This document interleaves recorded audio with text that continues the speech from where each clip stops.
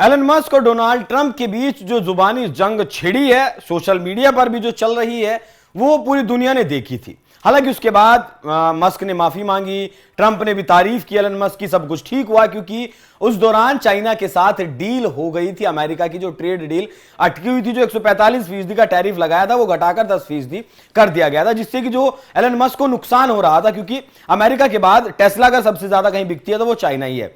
खैर, वहां मामला ठीक हुआ, लेकिन लगातार आप पिछले एक महीने से वन बिग ब्यूटीफुल बिल नाम का एक बिल, ये नाम जरूर आप सुन रहे होंगे। इस बिल को अमेरिका की जो निचली संसद है, पहले उससे पास करवाया गया, लोअर हाउस से, फिर अपर हाउस से पास करवाया गया। अच्छा, पास करवाने में सबसे अहम क्या रहा, देखिए, पास ये जो बिल हुआ है लोअर जो निचली सदन में पास हुआ है, वो 214 और 215 से ये पास हुआ, मतलब सिर्फ एक वोट से पास हुआ है। ठीक वैसे ही इनकी सेनेट में भी, जिसे ऊपरी सदन कहा जाता है, उसमें भी एक वोट से बिल पास हुआ। 50 वोट इसके खिलाफ में पड़े और 51 वोट इसके पक्ष में पड़े। 51वां वोट अमेरिका के उपराष्ट्रपति जेडी वेंस ने डाला था। अब इस बिल को, जैसे ये बिल पास हुआ, हालांकि इसमें कुछ कमियां थी, कुछ सुधार किए गए, अब वापस से ये निचले सदन में आएगा और उसके बाद ये बिल पास होगा, तो मतलब अभी इसमें वक्त है। लेकिन जैसे ये बिल पास हुआ, वैसे ही एलन मस्क उखड़ गए, और उखड़ने के बाद उनकी जो इन दोनों के बीच की जो लड़ाई थी, वो एक बार फिर से पास हो गई। पहले मैं एक बार आपको दिखाता हूं कि गणित क्या रहा है इस वन बिग ब्यूटीफुल बिल का, उसके बाद मैं आपको बताऊंगा कि किस तरीके से ट्रंप ने एलन मस्क को अमेरिका से ही बाहर निकालने की जो तैयारी है वो लगभग पूरी कर ली है। देखिए, ये 50-51 मतों से बिल पास हुआ। इससे पहले हाउस ऑफ रिप्रेजेंटेटिव्स में 215-214 से इसे मंजूरी दी गई थी। बिल अब फिर हाउस ऑफ रिप्रेजेंटेटिव में जाएगा क्योंकि इसमें कुछ सुधार होना है।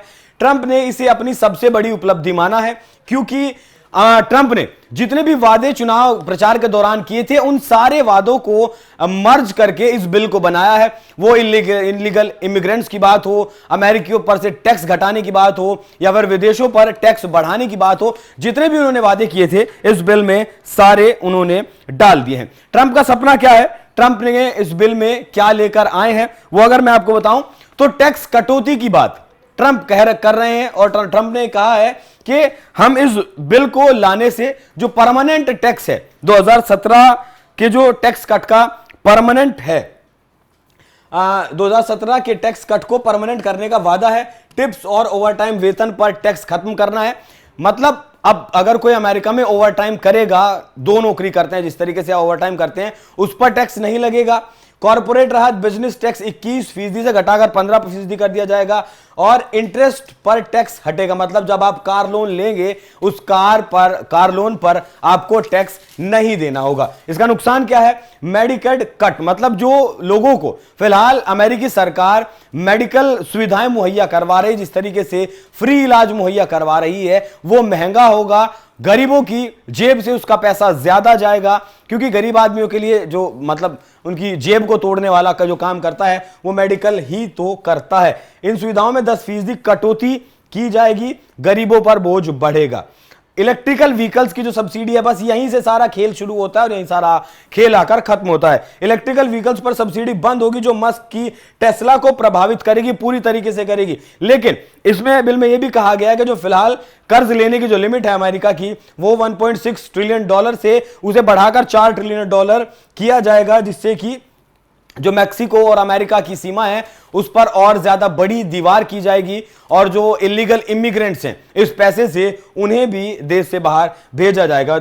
लगभग 1.5 मिलियन से 2 मिलियन तक, लगभग 15 से 20 लाख जो अवैध प्रवासी हैं, उन्हें डिपोर्ट करने का प्लान है, जिसमें कि $50 बिलियन का खर्च आएगा। और ये $50 बिलियन कहां से आएगा, जाहिर सी बात है अमेरिका की जो जनता है उसी की जेब से ये बिल आएगा। मस्क वर्सेस ट्रंप अब जिस तरीके से हुआ है, वो एक सांप और नेवले की जंग की तरह लग रहा है कि एक दूसरे की जान लेने पर उतारू है। मस्क ने बिल का विरोध किया क्योंकि ईवी सब्सिडी खत्म होने से टेस्ला की जो बिक्री है वो 20 से 30% तक कम हो जाएगी, क्योंकि लोगों को सब्सिडी नहीं मिलेगी तो वो वाहन नहीं खरीदेंगे। इस पर मस्क ने धमकी दी, अगर पास ये बिल हुआ तो मैं अमेरिका पार्टी बनाऊंगा, एक अलग पार्टी बनाऊंगा। फिलहाल अमेरिका में दो पार्टी हैं, एक रिपब्लिकन पार्टी, एक डेमोक्रेटिक पार्टी, अब तीसरी पार्टी भी ये बना देंगे। लेकिन यहां ये भी समझ लीजिए कि अगर ये तीसरी पार्टी बनाते भी हैं तो अमेरिका के राष्ट्रपति एलन मस्क नहीं बन पाएंगे,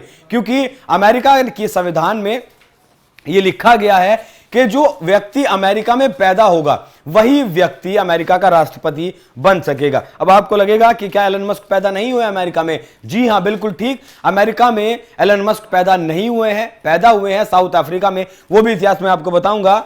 यहां मस्क का तर्क क्या है? मस्क का डिपार्टमेंट ऑफ गवर्नमेंट एफिशिएंसी, जो डोजे डिपार्टमेंट इन्होंने 6 महीने संभाला, जिसमें दावा किया गया कि इन्होंने 175 बिलियन डॉलर बचाकर दिए हैं, उस पर कहा कि कर्ज बढ़ाना और सब्सिडी खत्म करना अमेरिका को नुकसान देगा, गरीबों की आय 2.5% कम होगी और जो अमीरों की आय है वो लगभग 2.2% बढ़ जाएगी। ब्लूमबर्ग ने यह आर्टिकल छापा था।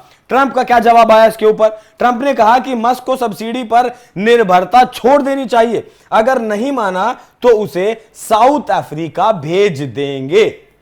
ये शब्द हैं मौजूदा अमेरिका के राष्ट्रपति के, मस्क को सब्सिडी पर निर्भरता छोड़ देनी चाहिए और अगर वो ऐसा नहीं करते हैं तब हमें वापस साउथ अफ्रीका इन्हें भेज दिया जाएगा। साउथ अफ्रीका भेज दिया जाएगा। साउथ अफ्रीका क्यों भेज दिया जाएगा, उस चीज का बैकग्राउंड भी आप समझ लीजिए कि साउथ अफ्रीका क्यों भेजा जाएगा।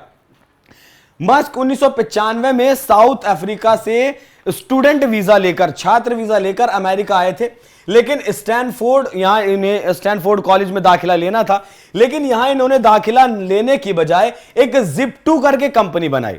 आए थे दाखिला लेने के लिए, अब दाखिला लिया नहीं लिया, बहुत सारे इस बार विवाद है कि लिया था नहीं लिया था, वो चीजें कंफर्म नहीं है। मैं भी आपको ही बता रहा हूं कि जो जानकारी हमें मिली है वो यही है कि इन्होंने जिप2 कंपनी बनाई और ये जिप2 कंपनी बनाकर 2002 में 300 मिलियन डॉलर में ये व्यक्ति इस कंपनी को बेच देता है और यही 2002 में अमेरिका की नागरिकता भी एलन मस्क ले लेते हैं। अब खतरा क्या है? अब खतरा एलन मस्क के ऊपर यह है, जिस तरीके से ट्रंप ने कहा है कि अगर सब्सिडी पर निर्भरता नहीं छोड़ी तो वापस अफ्रीका भेज दिया जाएगा, भेज दूंगा।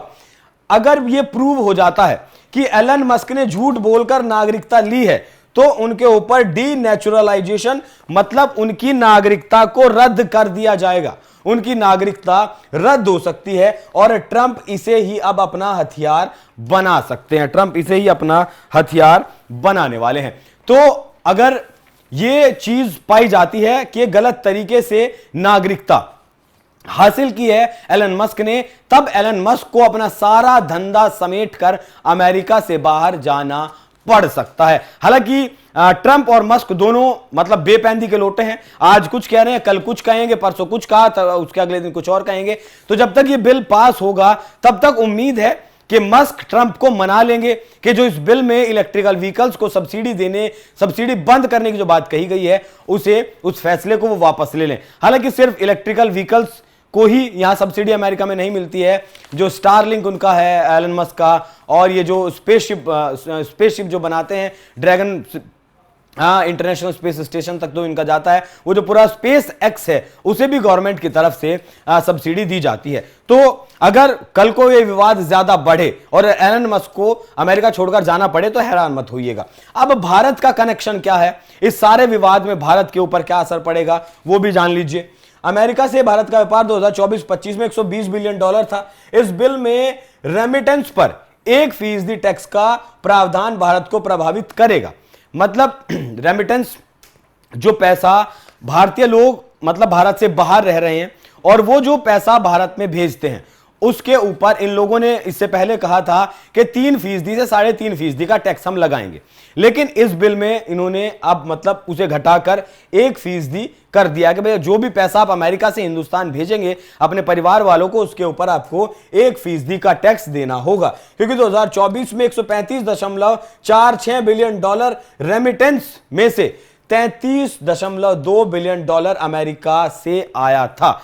हालांकि सारा पैसा, अब इस रकम पर गौर करिएगा, जो 135.46 बिलियन डॉलर की जो रकम है, हालांकि ज्यादातर रकम मिडिल ईस्ट के देशों से आई है, लेकिन यह दुनिया में सबसे ज्यादा है। मतलब दुनिया में जितने देश हैं उन देशों में सबसे ज्यादा बाहर से अगर पैसा कहीं से आया है तो वो मतलब भारत में आया है। भारत के लोग जिस तरीके से दुनिया के अलग अलग हिस्सों में रहते हैं और वहां से अपने देश में अपने परिवार को पैसा भेजते हैं, ये रकम सबसे ज्यादा है। भारत इस मामले में पहले नंबर पर है और 33.2 बिलियन डॉलर अमेरिका से ये आया है। अब चुनौती क्या है? अगर ट्रंप मस्क को दबाएंगे तो टेस्ला की भारत में 400 मिलियन डॉलर का जो निवेश की परियोजना है वो प्रभावित हो सकती है, क्योंकि अभी टेस्ला दिल्ली और मुंबई, मतलब जो हमारी मेट्रो सिटी है, वहां अपना शोरूम खोलेगा, यहां कार बेचेगा और लगभग 40,000 कार बेचने के बाद ये 400 मिलियन डॉलर का यहां निवेश करेंगे। मतलब अपना प्रोडक्शन भी यहीं किया जाएगा, इनकी जो प्रोडक्शन यूनिट है वो भी हिंदुस्तान में ही लगेगी। इस तरीके की डील भारत सरकार के साथ हुई थी। अच्छा, इस बिल में पर्यावरण और क्लाइमेट पर जो चिंता है उसके बारे में भी बात की गई और कहा गया कि बिल में ईवी और सोलर सब्सिडी खत्म करने से अमेरिका का कार्बन एमिशन 2025 में 5 से 7% बढ़ सकता है। जो पेरिस समझौता है जिसे ट्रंप ने आते ही छोड़ दिया था, अभी जब 20 जनवरी में शपथ ली, उसका उल्लंघन है। मतलब ये अमीर देश है, इस देश में अमीर लोग रहते हैं, व्यापारी लोग रहते हैं, पैसा इनके पास भरपूर है, तो इन्हें फर्क नहीं पड़ता कि कार्बन कितनी बढ़ रही है। ग्रीनलैंड पर ही जाकर कब्जा कर लेंगे, या फिर जो ड्रिल बेबी ड्रिल का इन्होंने अभी कहा था कि जितना तेल अमेरिका के जमीन के नीचे उसको निकालिए और उसको फूंकिए। इन्हें कोई फर्क नहीं पड़ता कि ग्लेशियर पिघल रहे हैं, समुद्र का लेवल बढ़ रहा है, बारिश नहीं हो रही है, लोगों को साफ हवा नहीं मिल रही है, इन्हें कोई फर्क नहीं पड़ता। इसीलिए पेरिस समझौता इन्होंने छोड़ दिया था आते ही। वैश्विक जलवायु लक्ष्य पर असर और भारत को स्वच्छ ऊर्जा साझेदारी में नुकसान होगा, जो हम अमेरिका की मदद से ग्रीन एनर्जी बना रहे हैं। अगर हाउस ऑफ रिप्रेजेंटेटिव ने बिल पास कर दिया तो अक्टूबर 2025 तक यह एक्ट बन जाएगा और मस्क ट्रंप की जंग तब जाकर सुलझ सकती है, लेकिन तनाव रहेगा। ट्रंप का ये जो बिल है सीनेट से पास होना उसकी जीत है। अब जीत है या हार है वो तो आने वाला वक्त ही बताएगा, लेकिन अब जो जंग है वो कब तक थमती है, नहीं थमती है। जिस तरीके से मैंने आपको बताया कि जब पहले भी इन दोनों देशों का विवाद हुआ था, जब चाइना के ऊपर 145% टैक्स लगाया था, तब भी डायरेक्ट कांटेक्ट किया था मस्क ने ट्रंप के साथ कि भैया मेरा वहां बहुत ज्यादा नुकसान हो रहा है, मेरी कारें बहुत ज्यादा वहां बिकती हैं, मेरा जो मार्केट है BYD जो चाइना की लोकल कंपनी है जो फिलहाल इलेक्ट्रिकल व्हीकल्स के मामले में लगातार आगे बढ़ रही है और टेस्ला के भी उसने पीछे छोड़ दिया है, उसने सारा मार्केट वो कैप्चर करती जा रही थी।